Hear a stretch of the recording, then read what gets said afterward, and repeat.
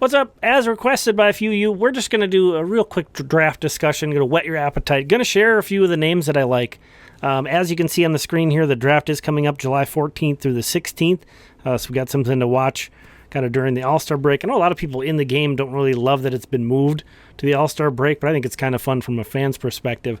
And then just highlighting the Twins' day one picks. They have the 21, 33, 60, and 69 overall picks on day one, the first two rounds. That 33rd pick is the compensation for Sonny Gray signing with the Cardinals. And then the number 69 overall pick is a competitive balance B. So the Twins have 4 day one picks.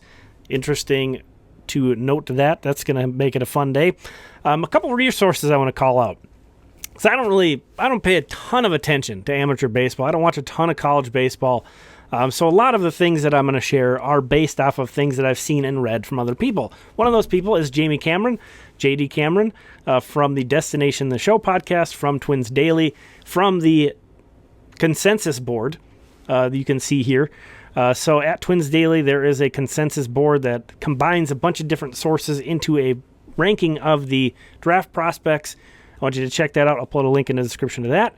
Also, Baseball America. This screen I have of guys I like. The far column has the Baseball America rank. Love Baseball America. They do so much great work, so much information, such a great resource. And then that CB column is that consensus board of Jamie's ranking. So these are the guys that really stand out to me, both for the number 21 and 33 overall pick. In general, I think I like that the Twins have taken what comes to them in the draft. Sometimes that's sort of the best thing to do. It's not really about who you like the most. Well, it is, but it's not necessarily you going out and finding guys you like, and especially at 21. It's just what's the draft going to give you? And if they're sitting at 21 and there's just so obviously a guy who's the best player available, they should and they're going to take that guy. That's what I want them most to do. So I'm throwing that out there because if they end up with a guy who's not on this list, I'm not going to be disappointed.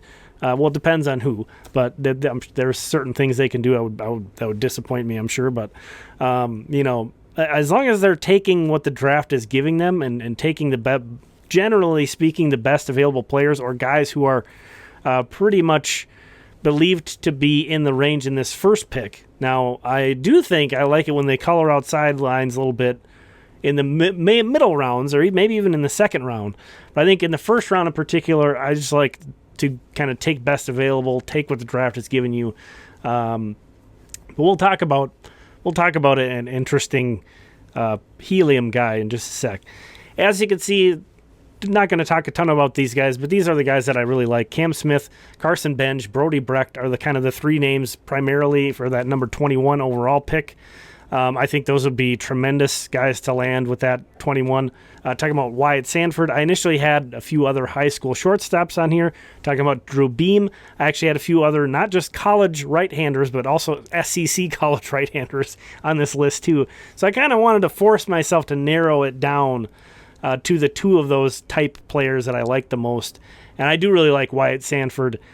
He did stand out a lot to me compared to the other high school shortstops in this range. And then the helium guy, I referenced Dax Whitney, a guy from Idaho who looks the part.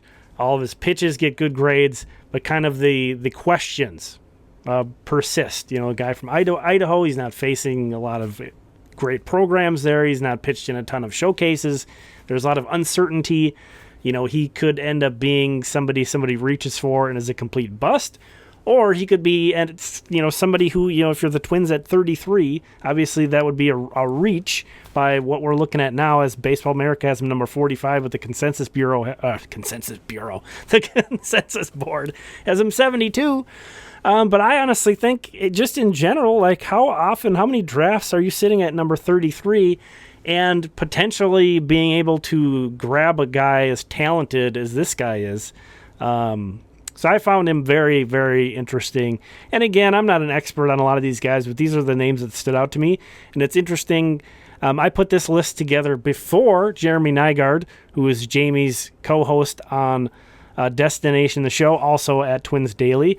I put my list together before this mock draft of Jeremy's, and he had the Twins taking Carson Bench with their first pick and Wyatt Sanford with their second pick. I would be completely over the moon if that's how it went down. I would love that 1-2 punch to start out the draft for the Twins. I don't want to give away his entire mock draft here or his analysis on these two players, but Jeremy's been paying really close attention to the Twins drafts for a very long time, so that kind of makes me feel like there's a good chance these are two guys who the Twins are legitimately very interested in.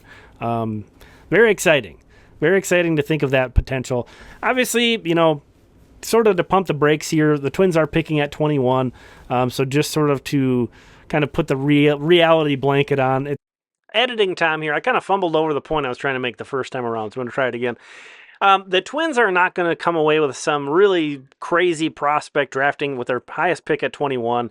So they're not going to get another Brooksley or Walker Jenkins type guy, but they do have the 11th highest bonus pool in this draft class. So they have the potential to maybe build out one of the better classes in the entire draft if they do it right. So that's kind of an interesting thing. Anyway, I want you to go check out the consensus board. I'm going to put a link in the description to that. I'm going to want you to go check out this mock draft of Jeremy's as well, and go check out their podcast, Destination the Show. Honestly, if you're hungry for more draft talk, those are your guys. Those are your guys to go to. There's not that many teams, there's not that many fan bases that have independent, really passionate fans of a team also creating draft content. We are spoiled to have these guys working as hard as they are on draft stuff. It is awesome.